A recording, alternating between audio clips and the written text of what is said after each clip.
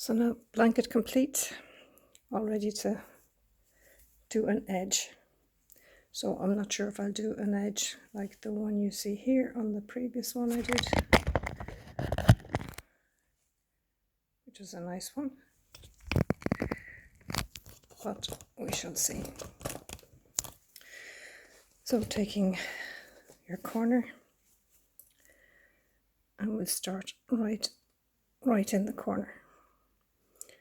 So again, I like to secure it with bringing the wool through, wrapping the two ends around the hook.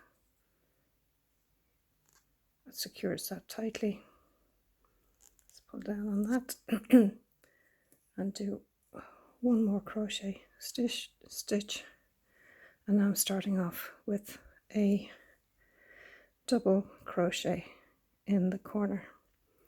So it's just a matter of going into each stitch along the way and doing a row of double crochets, just like you did when we were joining the squares together. Again, I take the tails in and I secure them. So into the top of the second treble, wrap it round, bring the tail over, third treble, bring the tail around, and now just into the space. I don't bother going into that stitch, it's too fiddly, but you do need to go into the top of this treble here. So right in here, keep the tail encased. So into the space, wrap the wool around. It's just the rug itself is just pulling because it's heavy and I'm not supporting it as I'm videotaping. So just make sure you go into every stitch. So into the top of the treble, wrap the wool around, bring the tail down so that you're enclosing it, wool around the hook and pull through. And now into the space, wool around the hook, pull through into the top of this first set of 3. That's 1, 2, 3,